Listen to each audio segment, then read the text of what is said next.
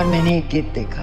Abu Bakr I love you. اللہ تمہیں ہر بری گھڑی سے بچائے I'm رکھے. not ready for you, you know this. ایک شرط تمہیں کبھی پیار نہیں ہوا کس سے؟ شرط پہ کیا؟ اور میں بار نے بار پیچھے کیوں آتا ہے تمہارے؟ جو تمہارا گوشت نوچ نوچ کر کھا رہا ہے. میکینیکل انجینئر ہوا ہے. He went to Harvard. تمہارا ابو بکر. High potential leadership program at Harvard is. Drama در نجات کی آنے والی ایپیسوڈ بہت ہی زیادہ انٹرسٹنگ ہونے والی ہے. زامل جو کہ پہلے ہی ابو بکر کو زریاب کے گھر دیکھ کر بہت زیادہ انسیکیور فیل کرتا ہے.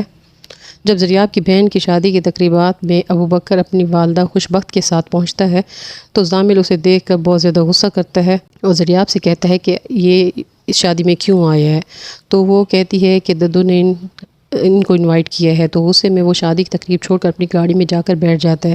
زریاب بھی اس کے پیچھے جاتی ہے اور کہتی ہے کہ زامل دروازہ کھولو. تو زامل کہتا ہے کہ مجھے تم سے کوئی بات نہیں کرنی تو مجھے اکیلا چھوڑ دو. تو زریاب زامل سے کہتی ہے کہ تم جانتے ہو کہ میں تمہیں اکیلا نہیں چھوڑ سکتی، آخر وجہ کیا ہے تم مجھے بتاؤ. تو زامل اسے کہتا ہے کہ یہ ہر وقت تمہارے پیچھے کیوں آتا رہتا ہے. تب زریاب اسے پوچھتی ہے تم کس کا کہہ رہے ہو؟ میں ابو بکر کے بارے میں بات کر رہا ہوں جو تمہارا ابو بکر ہے. تو زریاب اسے سمجھاتی ہے کہ تمہیں کوئی غلط فہمی ہو رہی ہے، ایسی کوئی بات نہیں ہے. لیکن زامل اس کی بات نہیں مانتا. تو زریاب اسے کہتی ہے کہ اندر چلو، اس طرح تم شادی کی تقریب چھوڑ کر باہر آ گئے، اچھا نہیں لگتا. تو وہ کہتا ہے میں کہ ایک شرط پر مانوں گا. تو زریاب اسے پوچھے کہ کون سی شرط ہے تو وہ یہی اسے کہے گا کہ تم آئندہ ابو بکر سے کوئی بات نہ کرنا، میں تمہیں ابو بکر کے ساتھ آئندہ نہ دیکھوں. دوسری طرف زریاب کی دادی بھی ایک خوفناک خواب کی وجہ سے بہت زیادہ پریشان نظر آتی ہیں.